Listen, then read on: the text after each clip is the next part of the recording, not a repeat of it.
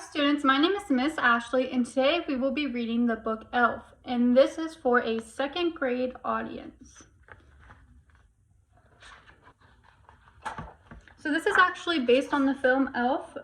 It's on TV, it has real people in it, and it's a great movie.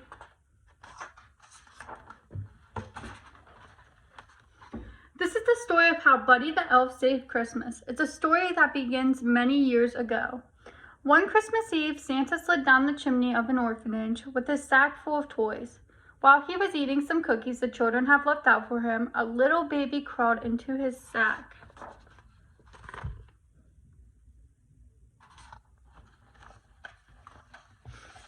On Christmas morning, Santa and his elves were celebrating another successful year of gift giving when they heard a strange noise coming from the toy sack. It was a baby. What do you think? Do you think Santa was shocked? Do you think he was scared? What do you think?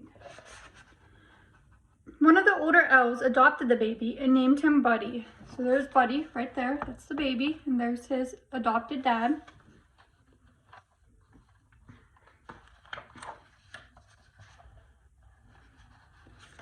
So on this page, this is the code of the elves. So this is their rules they have to follow. So number 1 is treat every day like it's Christmas. Number 2, there's room for everyone on the nice list.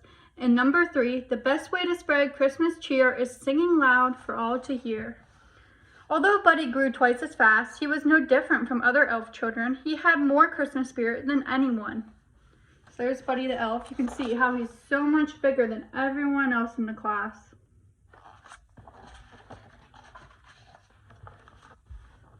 But it wasn't always easy being a human in an elf's world. Buddy could never make toys as fast as the other elves could. I'm the worst toy maker in the world. I'm a cotton-headed ninny muggins. So there's Buddy right there. He's feeling pretty sad because he's not very good at making toys. You're not a cotton-headed ninny muggins. You're just special. So has there ever been a time where you felt like you weren't good at doing something like Buddy? Buddy did his best to fit in, but Papa Elf knew that he had to tell Buddy the truth. Papa Elf told the story of how Buddy had come to the North Pole as a baby. His human father, Walter, never knew that Buddy was born. Walter lived in a magical place called New York City with his family. So what do you think is going to happen next?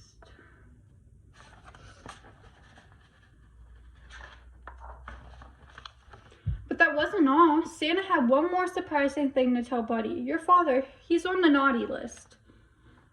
No! Some people just lose sight of what's important in life, Santa explained.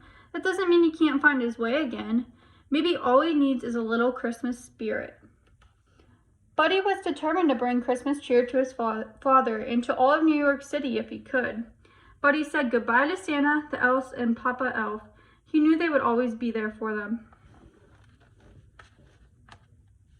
That's when Buddy figured out his father was on the naughty list, and there he is getting ready to leave for New York City.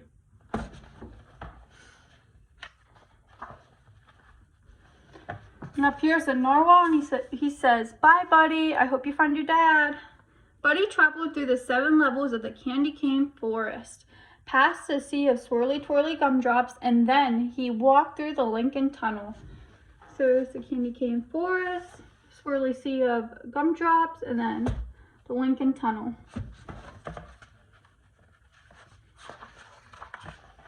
Buddy quickly learned that New York City truly was a magical place. He made new friends, got his shoes shined, ran circles through revolving doors, and played hopscotch on the crosswalk.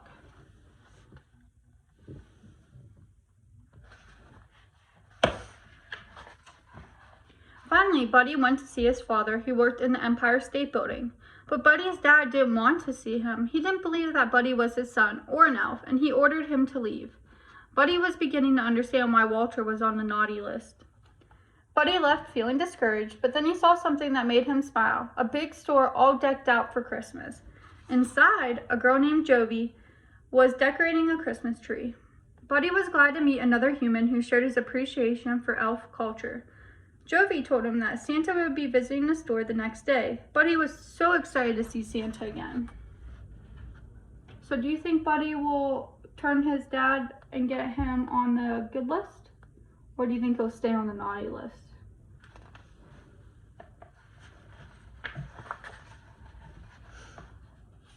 Buddy stayed up all night decorating the store in preparation for Santa's arrival. So Buddy wanted Santa to come and see all the good Christmas decorations up. So he made snowflakes. There's all kinds of toys and trees.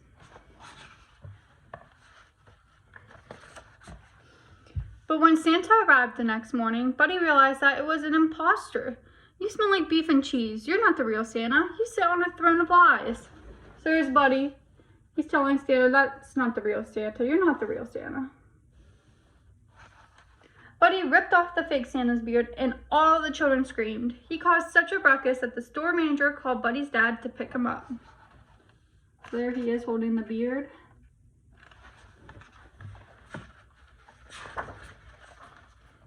Buddy met his dad's wife Emily and their son Michael. They were much friendlier than his dad. At dinner, Buddy told his friends about the 4 main food groups that elves eat. So what do you think the 4 main food groups are? They are candy canes, candy corn, and syrup, and candy. Buddy had a whole list of things that he wanted to do with his dad. Number 1 was to make snow angels for 2 hours, go ice skating, eat a whole roll of cookie dough as fast as we can, and snuggle. Do you think Buddy's dad will want to do this with him? But Buddy's dad didn't want to do any of those things. All he wanted to do was work. How do you think Buddy feels right now?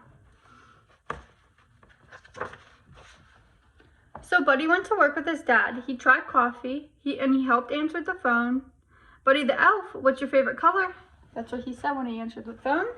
And he sorted packages in a shiny mail room. So there he is, sorting the packages.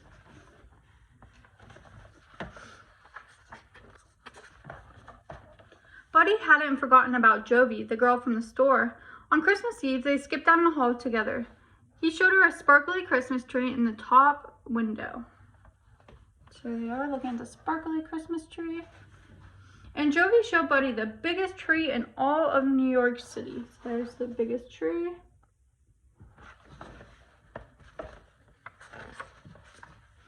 Buddy was so excited that he interrupted a big meeting at his dad's office to tell him all about Jovi. I'm in love, and I don't care who knows it. But Buddy's dad didn't want to be interrupted. Get out! Buddy was upset that he decided to run away. He left the note behind. I'm sorry I ruined your lives, and crammed cookies in the VCR. I don't belong here. I don't belong anywhere. I'll never forget you. Love, Buddy. So Buddy's feeling pretty sad right now. Do you think his dad will go after him to find him, or do you think his dad won't care? When Michael told his dad that Buddy was missing, Walter felt sorry for yelling at him. He knew what he had to do. Walter's boss didn't want him to leave the meeting, but Walter said that nothing was more important than finding his son. So there they go. There's Michael and Walter going to find Buddy. Buddy was on his way out of the city, and then he saw something strange overhead. It was Santa's sleigh, and it was falling from the sky.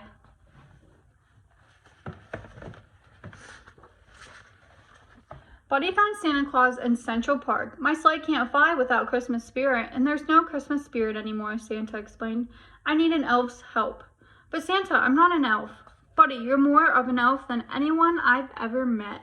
So Buddy got the reassurance that he is like an elf and that he does a good job at it. Suddenly, Walter and Michael burst through the trees. They had been looking for Buddy all night. Buddy, I need to apologize to you, Walter said. You've been right about everything, and I don't want you to leave. You're my son, and I love you. I love you too, Dad. So they are hugging in the bottom picture.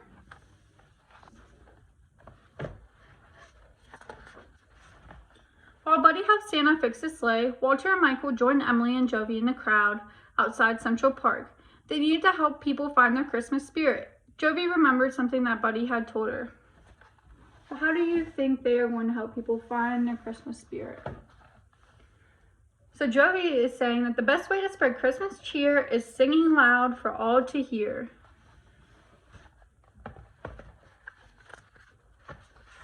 One by one, everyone began singing. It's working, Buddy exclaimed. Everyone except for Walter. So Walter wasn't singing along with everyone else. Dad, you have to sing. Finally, Walter joined in.